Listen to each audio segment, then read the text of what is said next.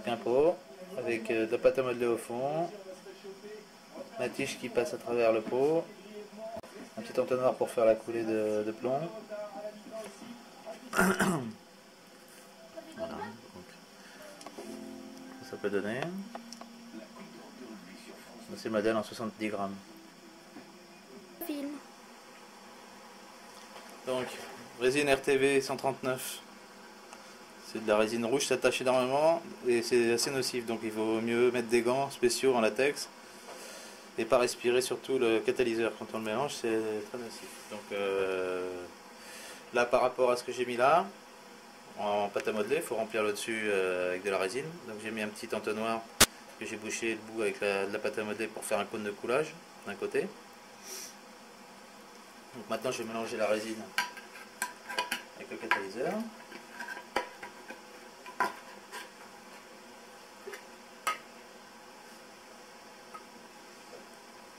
Ça tâche énormément hein, cette connerie.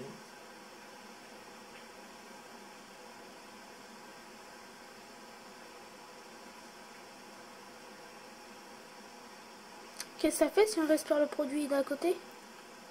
C'est mort. Tu meurs? C'est vrai? C'est dangereux, c'est nocif, c'est marqué dessus, donc faut pas le respirer, c'est tout.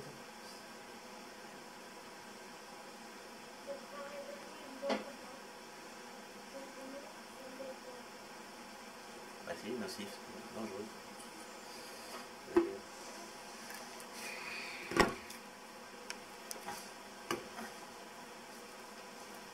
faut faire attention parce qu'on s'en fout partout avec ça. Donc les gants c'est important. Donc par rapport à ça, une quantité comme ça va remplir le dessus. Et il faut à peu près un bouchon de... Putain, je vais en mettre partout, c'est une horreur. Un bouchon de catalyseur.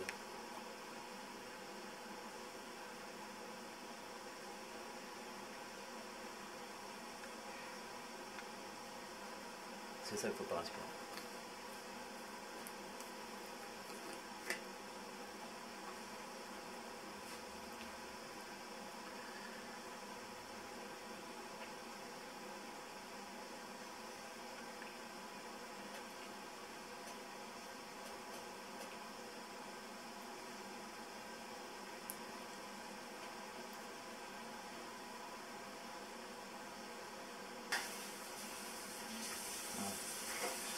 C'est bien mélangé, on coule par-dessus. C'est ça. Il n'y a plus le plomb.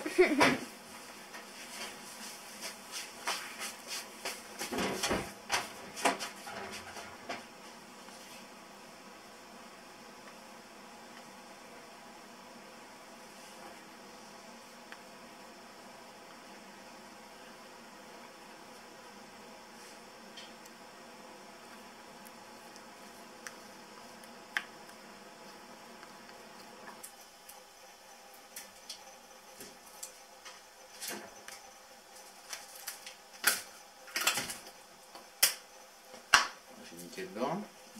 On va en mettre un autre parce que sinon je ne verrai pas tout. Je fasse un gros plomb. Après je vais enlever toute la pâte à modeler et je vais faire l'autre moule dans l'autre sens.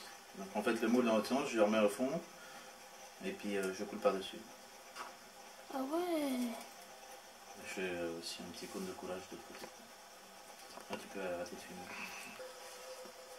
Donc j'ai mis un petit coup de spray de démoulant sur mon plomb là, à l'intérieur, et ensuite j'ai coulé la deuxième couche de résine. Et donc c'est comme c'est de la cire de démoulage, après ça va se démouler tranquille entre les deux parties, il n'y aura pas de problème. Donc ça on fait sécher 24 heures, après c'est bon. Donc j'ai démoulé, je remets dans mon moule où j'ai ouvert le dessous. Et donc par rapport au premier cône que j'avais fait avec le demi-entonnoir, j'ai rebouché le trou, j'ai refait un cône avec de la pâte à modeler pour pouvoir faire un cône de coulage.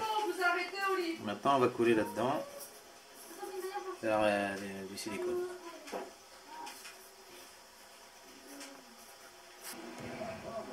Donc voilà ce que donne la première empreinte que j'ai faite tout à l'heure. Enfin c'est une que j'ai fait hier mais c'est le même plomb en plus gros. Sauf que tout à l'heure j'avais oublié de faire les tétons de centrage, donc je les ai refaits dans le pot que je viens de couler.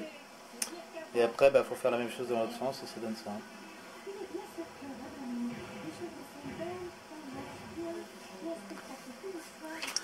Donc en fait, ça rentre parfaitement par rapport au plomb. Mais il faut évidemment, quand on coule, on met la tige en travers, toute seule, sans plomb.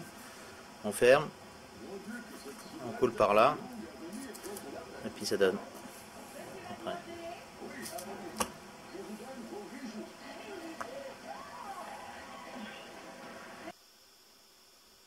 Donc le pot à fusion, donc, dans lequel je mets des rondelles de plomb que j'ai d'abord écumées au préalable. Un peu. Donc j'en mets une dedans. Ça fond assez vite. Voilà. Donc le moule que j'ai préparé, donc je le talque un petit peu. Là j'en ai pas mis, pas mal, je vais l'enlever après.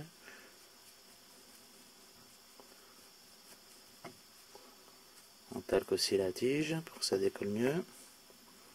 Un petit peu fini.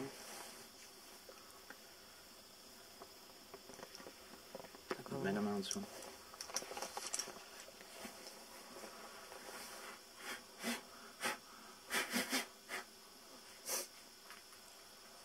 Donc on met, je calme ma tige, je mets la crique dessus.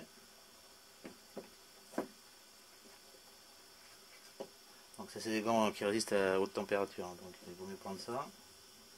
Ça va pas se brûler.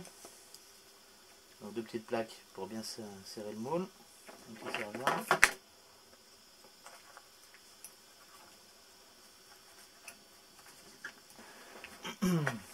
Donc ensuite on en met le truc en dessous. Si tu veux filmer comment ça fait, donc en fait quand je lève, il y a la tige qui sort du cul du moule et le petit en bout de coulage fait glisser fait couler le plomb quoi.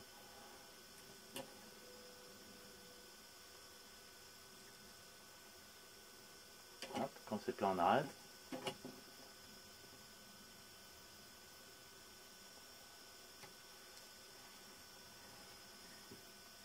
Tapoter un peu dessus pour bien enlever les bulles.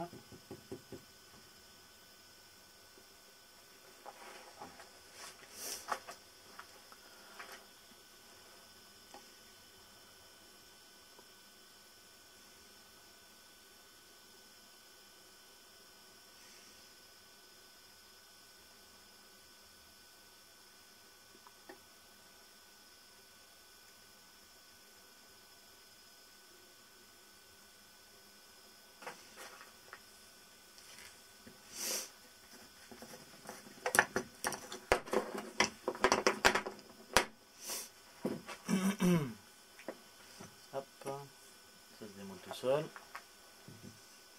Faut des gants toujours à chaleur parce que là ça chauffe grave là. Si tu prends ça à la main, je te cause pas. On coupe le cône de coulage. Après le plus chiant c'est d'arriver à enlever la tige.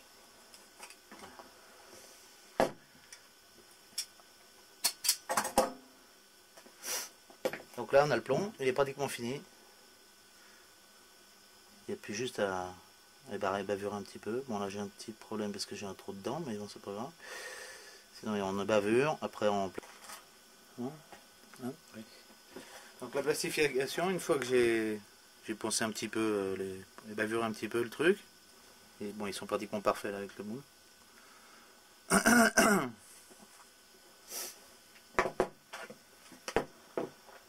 plastification, c'est pas compliqué. Il faut du plastifiant, évidemment. Bon, c'est un mélange que je fais de différentes couleurs de plastifiant pour obtenir un truc plus ou moins marron ou gris.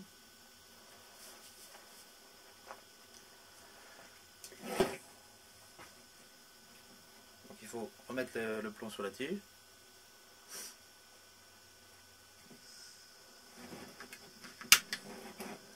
On chauffe un petit peu.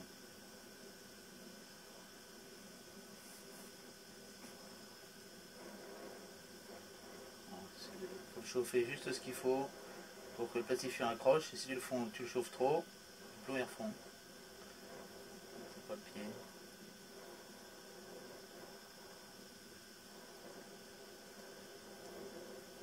Donc en fait on voit, comme je disais, quand il commence à devenir gris pâle, il est bon. Donc, un petit coup de plastifiant.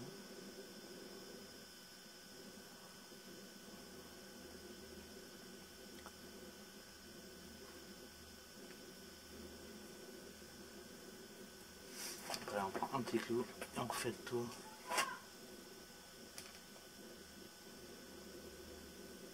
On a un petit peu ici à pincer.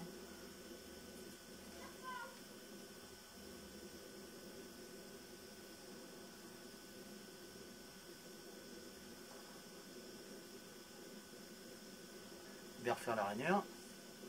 Et éventuellement un tout petit chouïa là-dessus pour bien tendre le plastifiant. Et c'est bon.